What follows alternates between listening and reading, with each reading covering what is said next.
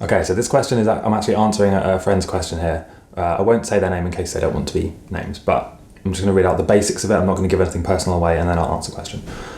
So he's saying he spends all week at work, okay, waiting to do business stuff for his own business, to start building his own income, his own freedom and that kind of thing. When it gets to the end of the week, his motivation levels are gone, procrastinating seems to be a problem, and it feels like he doesn't even feel like he has time to tidy his house or, do basic like chores and maintenance, things like that. So, and even though he understands that by cleaning his house, he would have the mental energy and kind of headspace to do his own thing. So I think this, to be honest, this goes back to a problem which I had as well. And that was, if you're working a full-time job, let's say if you're working 9 to 5, 40 hours a week, let's say, and then you can probably add another hour on top of that every day for commuting, which I'll get onto in a second because you can use that time for something else. What you tend to find, obviously, is that by the end of that work day, 9 or 10 hours working for someone else, and you're expected to give your best as well, which, you really should be giving your best. By the end of the 10 hours, your willpower is gone. Correct. There's no way around, the hormones and chemical substances that make up your willpower, energy, motivation are depleted at that point. There's nothing you can really do to fix that, unless you're really, really, really inspired and motivated, but not everybody is, and definitely not every day. So you need to be kind of realistic and sensible about this. So if you have a limited amount of willpower in a day, and you don't particularly care about your job that much, at least not compared to your stuff, right? Then what's the solution? The only logical thing is, if you have to move your important work, the stuff you're doing, to the beginning of the day, before you go to your job. Now, I'm not sure if this is possible. It isn't for everyone, but for a lot of people it is. And certainly for me, when I had to start work at 8:30 in the morning, right? I would wake up at 5, literally, for 6 months. I would wake up at 5, get an hour or two of work in before getting ready for my job, and then going to my job. And I know that sounds tough, but actually it wasn't that bad, and you kind of get used to it. And the results were 6 months of, really tough mornings. Like, well, not all of them, but a lot of them were quite tough. It was cold, it was winter. It was dark when I woke up at 5. But the result was I got the work done, my business grew, and then within about 6 months or so, maybe 8 months, I was able to quit my job. And then now I had all of my time available, the whole week free. And because, as I teach in other videos, like the systems I set up were passive, not only did I have the whole week free to work on my own stuff, but I didn't have to work on my own stuff if I didn't want to, because the income was passive. And so that's really powerful. And when you understand that, you don't need to spend money on fuel, travel, commuting to a job when you have your own business, because you can work from home, you can work from a hotel, work from anywhere. The income is passive. You don't need to be, going to somewhere and doing something physical in order to get the income. You could be laying in bed, not that you should, but you could be. Or you could be walking around, hiking, meeting friends. Once you've set up the passive income, it's exactly that, it's passive. So really the problem is a question of willpower and motivation. But specifically it's about kind of organizing when and how you use the motivation and willpower. Because it's not like you don't have any willpower or motivation, especially if you really motivate yourself and build a vision board, look at other people doing this stuff, traveling the world, and just think for a second about what your week would be like.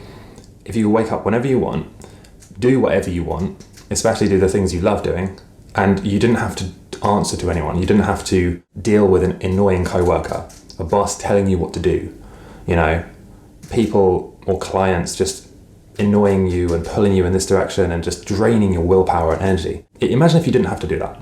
And instead you can just do literally anything you want, whenever you want, and get paid for it. And in many cases get paid way more than you were at your job. It's, obviously it's a no-brainer, and obviously if you're watching this, you probably want to do that anyway. So it's about organizing willpower and motivation. So okay, other than moving your work to before your day job, right? So you work in the morning. Other than that, what can you do? Well, there's a few things. So first, move your work to before your day job. The second thing is you should really be using your dead time. Any time you spend commuting to work, and in many cases this is at least half an hour a day for most people, in some cases an hour a day when you think about going to work and going from work, and even your lunch hour at work. this is, in many cases, 2 hours a day that you could be spending learning useful skills, learning how to build a business. Because when you build a business, there's obviously like loads of things you need to learn. You know, marketing, SEO, and it seems overwhelming. You know, there's not really a clear roadmap that tells you exactly the challenges you are going to face. And there's obviously like vague roadmaps, how to start a blog, how to make a product, but no one's going to have a roadmap for your specific problems and what's going to break or not work for you. So you need to be using that dead time, learning skills, practicing things, making phone calls if you need to make phone calls. And even if you don't learn anything, you should be using that time to inspire yourself more, motivate yourself, listen to podcasts from people who have done the thing you're trying to do, who've started a business. Maybe listen to, I don't know, off the top of my head, you could listen to the Smart Passive Income by Pat Flynn. That helps me out a lot. You could listen to the Entrepreneur on Fire podcast with, I think it's Jeff Dumas or something. That's a good one. You could listen to all kinds of podcasts, you know, that will really help you build your business and get motivated. Okay, next tip that I'm going to give you, okay, is if you're struggling with willpower motivation and you feel like all of your spare willpower is being spent on doing things like household tasks, chores, and basic maintenance. There's a very powerful thing that I do every day, and that is to stack things on top of one another. We all have to do a routine in some ways, right? We have to do household chores. We have to, you know, clean the dishes, clean the house, hoover up, right? Brush our teeth. But what you can actually do is you can stack other things on top of those habits. So for example, in the morning, I wake up and usually I put on a podcast or something I'm trying to learn. I listen to it while I'm doing things like brushing my teeth, washing my face, cleaning the house, getting ready for the day, doing exercises, stretching. So it's like you're getting everything all in one. And then in my lunch time, I will go for a walk while making phone calls if I need to, or while listening to podcasts. So it's like I'm multitasking at these kind of, I guess you could say these, when I have dead time I'm going to have to spend anyway.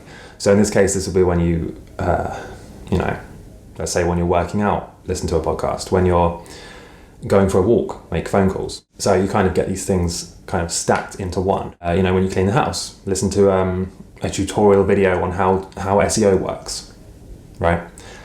And then because you're stacking it, your time is being used more efficiently.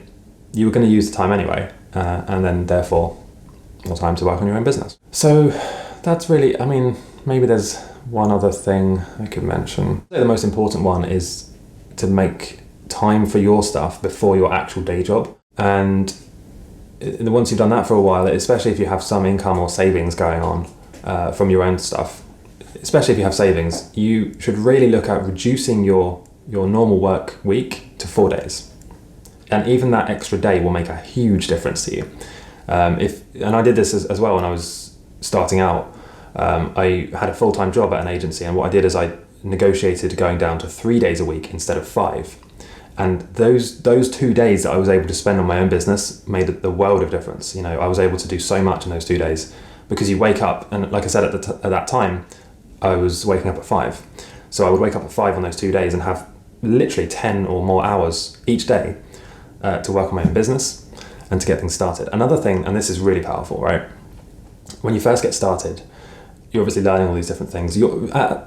After not too much time, you will come across a whole bunch of tasks, things that you have to do that are very boring or that take you a long time or that you're not very good at. And here is something I wish I learned 10 years ago. Okay, what you need to do, and it's absolutely essential in my opinion, if you can afford it, you need to outsource those tasks. Get somebody else doing them. And this applies specifically to anything that's monotonous, repetitive, boring, time-consuming. Things that you know you might need to do to build a business, but it's just going to take too much of your time. You need to be focused on the high-level stuff. If you're making a content model, you need to be filming videos, writing blog posts, and even writing blog posts can be outsourced. Or you can take the transcription from your video and turn that into a blog post and have an editor make that into other pieces of content. You need to outsource as much as you can, as soon as you can. And I would really advise getting a VA, virtual assistant. There are very affordable, talented virtual assistants, specifically from countries like Philippines, Croatia, Ukraine. I found these to be very, very good. very talented, lovely people. And so you need to be outsourcing tasks that you're not very good at to people who are good at those tasks. So let's say if you make videos, I'm not personally great at editing videos. So I outsource that to an editor who is very good at editing videos. So it's like you're playing to your strengths. I'm good at filming the video. The editor is very good at editing the video. And then I might have, let's say, somebody else who is very good at designing the thumbnail for the video.